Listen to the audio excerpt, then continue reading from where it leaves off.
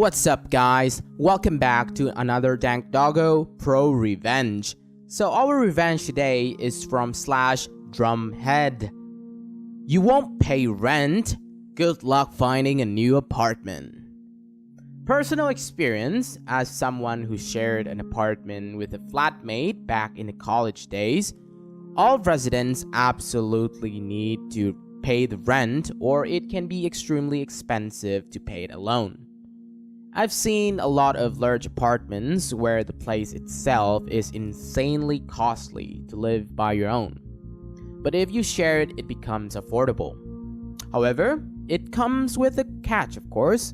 All residents must pay before due. Sounds simple enough, right? Wrong. Obviously, not all young people can think nor act wisely enough, especially in terms of financial management.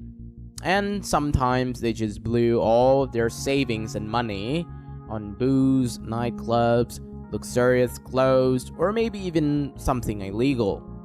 So my advice, if you're gonna share the rent with someone, share it with someone who seems responsible, because sometimes even rich people can blow all their savings in a night, like, through gamble. So I can totally feel this with the owner of the post. This revenge is gonna be juicy, guys. Alright, let's see what the revenge is about. So this happened to me about 10 years ago in a big city on the West Coast. Hopefully this counts as pro-revenge. I had just finished grad school and was looking for a way to cut down on rent in an already expensive rental market. Now, mind you, I was young, desperate, and inexperienced with roommates at the time, and this was a huge life lesson for me and hopefully for my roommate too. I placed an ad for a roommate on Craigslist, which in hindsight wasn't a smart move. Enter bad roommate. Bad roommate was a few years older than me, and at first seemed really cool with a stable job as a licensed masseuse. After interviewing her, hitting it off really well and getting to know each other for about a month, we rented a loft in downtown around October with the agreement rent/utilities would be split. Around the time our first rent was due, November, bad roommate said that her work had been slow and she would pay rent in the next 2 weeks. Luckily, I had enough in savings so I could, cover the rent. Well, the 2 weeks came and went and still no rent.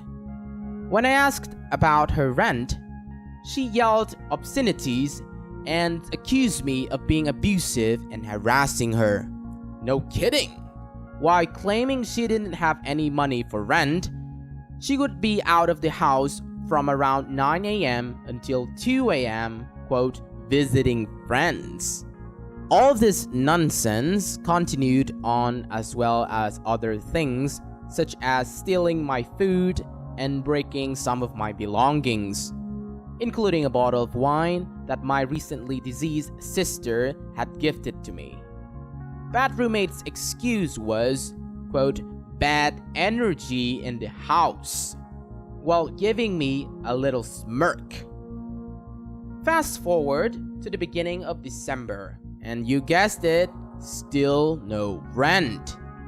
This time, in addition to yelling obscenities, accusing me of being abusive, and breaking my stuff, bad roommate called the police on me, accusing me of making threats.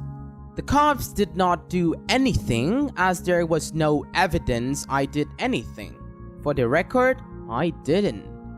But they did give me a lecture about making threats and said next time they come out I could be arrested or forced to leave the residence. By this time, I was almost out of savings and was fearing eviction. Bad roommate had not paid rent since move-in. The final straw came when I came home from work to find her threatening my 2 cats who were cowering in a corner. I almost lost it. But due to what happened before with the police, I didn't want to poke the fire. This is when I remembered the officer saying I could be forced to leave the residence, and a light bulb went off in my head. Now, for the revenge part.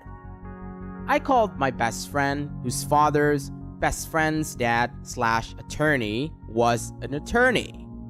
After a phone consultation with him, he told me to pay up the rent and utilities through December and then simply surrender my key, garage remote, etc. with a signed note saying that I surrender possession of the property with a specified date. I snapped a photo of this note and left it with the secretary in the management office. I then proceeded to sign a new lease with the last of my savings. 1 week before Christmas, while bad roommate was out, quote, visiting friends, I packed up all of my belongings and left the house pretty much empty except for the little bit of belongings she had, a little bit of food, and her bed. After about 2 days of angry voicemails, texts, and missed calls from bad roommate telling me what a horrible and irresponsible person I was to do this, boom, dead silence until April. In April, I was served with a summons for breach of contracts for abandoning the lease by the landlord. I contacted the attorney, aka best friend's dad, and filed a response to the court with a hearing date in late May. I showed up to the hearing with my friend's dad's attorney and his 2, I'm guessing they were assistants. Bad roommate was also there looking smug. Think wine bottle incident smirk. Next thing I know, the other attorney announces that they are dismissing me from the lawsuit since I surrendered possession of the property, but they were not dismissing it against bad roommate. Bad roommate's face went gaunt, the smirk disappeared, and it was priceless. After some back and forth with her almost getting held in contempt of courts for outburst, the judge ruled against my roommate with full judgment awarded to the landlord. The cherry on top, best friend's dad represented me pro bono. The final cherry on top, I came to find out a month later via an angry voicemail from bad roommate that after being kicked out of a friend's house while couch surfing, her credit was trashed. She had an eviction on her record and subsequently could not get another apartment. And that again, I was a horrible, irresponsible person. I never heard from her again afterwards, but she was on the news. Few months later, mugshot and all, for trashing a convenience store. Last I heard, she moved to Las Vegas. In the end, my credit did take a small hit. Even though the suit was dismissed, the debt was put into collections and reported to the credit bureau. For the next 4 years, I tried unsuccessfully to have it removed. At the 4-year anniversary of the lawsuit, I petitioned the credit bureau under the advice of my friend's dad/attorney to clear my record as the statute for filing suit had expired at the 4-year mark. Failure to comply with the request would result in a lawsuit against the credit bureau for slander of credit. To be honest, I just followed his instructions, not knowing what I was even talking about. A couple of days later, I received a call that my record had been cleared. Long story, but in the end, it was worth it to get back at the otherwise horrible person. Wow. Revenge sure is sweet, guys. I think she got what she deserved. What comes around goes around. So shout out to the OP's friend dad's attorney. Without him, the whole revenge was probably not even possible. He was also, generous enough to make the case pro bono. Nonetheless, it really bugs me about how the police works in America though. It seems that, whoever got the first shot wins. And in this case, the toxic flatmate called the police first while lying that OP threatened her. The police just instantly side with the toxic flatmate and lecture OP. And if that, toxic person was more manipulative, she could have created false evidence or something and make things a nightmare for OP. It's also very interesting how that horrible flatmate always being smirk and smug all the time, even though she's so trashy. Breaking belongings without permissions while giving lame excuse such as, bad energy in the house? Wow, like really? What? Wow. And of course, in the end, that toxic person, learned something called karma and got jailed for, I assume, some amount of time.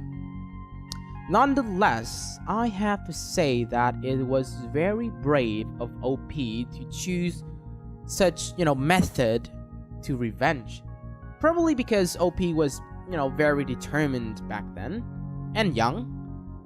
Because, filing lawsuit and go to court hearing was no joke. If things got out of hand, it could severely backfire OP very quickly. And, by receiving huge amount of fines while at that time, OP was, broke already. Probably because OP was confident in the ability of the attorney/friend's dad. Anyway, well played and congrats to OP. And now for the comments. We have KG539 commented, "She sounds terrible. I oddly pictured her as an evil phobie from Friends. Must be the masseuse's job." Drumhead, the OP replied that she really was. The animal abuse was too much to stomach. User Back0 praised, "Kudos for playing the long game, OP, and will deserve on bad roommate's part. I'd like to think that I could have controlled myself like that if I saw someone picking on my animals." U/Will Smith 716 said, "Damn, that's cold, and I fucking love it." User Nicodemus commented, "You got a classic rant scammer. You did what you needed to do. Well done. She sounds like she may also have a drug problem as well." U/Venus Wrinkle replied, "Whoa, they just let you out of the lease because you left early?" My landlord would laugh and say, "Cool. You can leave if you want, but you still signed the lease to pay rent for a year. You will still need to make rent payments." Username, "Hey, you gonna finish that?" Wow, this guy sure loves to eat. It's added that, "Yeah, that part confuses me." The OP gave their answer. They didn't cancel the lease. They sued for the unpaid rent and breach of contract, but because I didn't have possession at that time, they filed the eviction. They went after the other party on the lease. To be honest, I was shocked that they did that. My guess is that they re-entered the apartment quickly as the rental demand in that building and that area was extremely high. This is what I mean by this method of revenge can be very dangerous, guys. Because playing with the law and lawsuit is like playing with fire. But, fortunately the story got a happy ending and deserved as well. Okay, so that will be all for today, guys. Hope you guys enjoyed it. Do you think that the bad roommate got what she deserved? Leave what you think in the comment section below. And don't forget to hit the like button, subscribe, or share basically any cool ideas you might have. Also, please check out other Dank Doggo videos. We have plenty more to watch. See you guys next time. Have a great day.